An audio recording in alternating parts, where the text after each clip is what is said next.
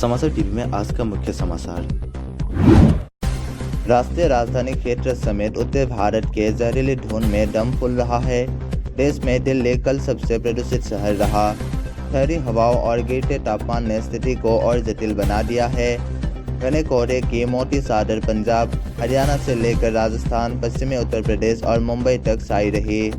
इससे दृश्यता कम हुई और विमानों व ट्रेनों के संचालन पर असर पड़ा। कई ट्रेनें देर से चल रही है। दिल्ली में ग्रेड 4 को असरदार तरीके से लागू करने और प्रतिबंधित वाहनों को राजधानी में प्रवेश से रोकने के लिए पुलिस ने रात भर पहरेदारी की। मौसम विभाग ने 2 दिन तक 7 राज्यों दिल्ली, यूपी, पंजाब, हरियाणा, चंडीगढ़, हिमाचल प्रदेश, महाराष्ट्र में घने कोहरे का अलर्ट जारी किया है। बीते 24 साल में हुए झारखंड विधानसभा चुनाव में कोई भी दल बहुमत हासिल करने का कमाल नहीं दिखा पाया है। 2024 में आज मतदान के साथ दूसरे और अंतिम चरण में 38 सीटों पर 1.24 करोड़ मतदाता 528 उम्मीदवारों का भविष्य तय कर देंगे।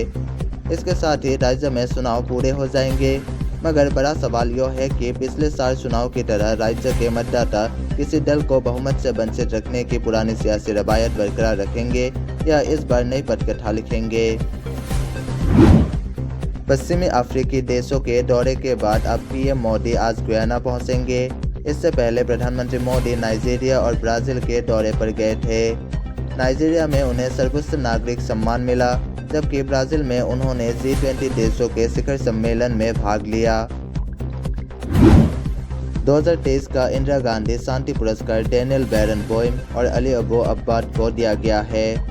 इन्होंने संगीत, वार्ता और लोगों की भागीदारी के जरिए इजराइल और फिलिस्तीनियों के बीच मित्रता को बढ़ावा देने में महत्वपूर्ण भूमिका निभाई।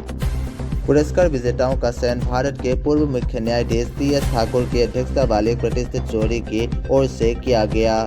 यह पुरस्कार मंगलवार को इंदिरा गांधी की जयंती पर वर्चुअली प्रदान किया गया। दिल्ली से आ रही प्रदूषित पछुआ हवाओं का असर उत्तर प्रदेश में दिखने लगा है। मौसम विभाग के मुताबिक बुधवार को यूपी में कोहरे और धुंध का दायरा और बढ़ेगा। हालांकि दिन के तापमान में हल्की बढ़ोतरी के आसार हैं। भूमि अधिग्रहण के एक मामले में सुप्रीम कोर्ट ने हरियाणा सरकार की अपील खारिज कर दी। शीर्ष अदालत ने कहा कि निजी संपत्ति हड़पने के लिए प्रतिकूल कब्जे की अनुमति देने से नागरिकों के संवैधानिक अधिकारों का हनन होगा। सुप्रीम कोर्ट में जस्टिस विक्रमनाथ और न्यायमूर्ति PV बराले की पीठ ने यह फैसला सुनाया। हरियाणा सरकार ने पंजाब और हरियाणा उच्च न्यायालय के आदेश को चुनौती दी थी। सुनवाई के दौरान सुप्रीम कोर्ट ने कहा कि अपीलकर्ताओं की दलीलों में कोई दम नहीं है। हाईकोर्ट का फैसला ठोस कानूनी सिद्धांतों और साक्ष्यों के सही समझ पर आधारित है।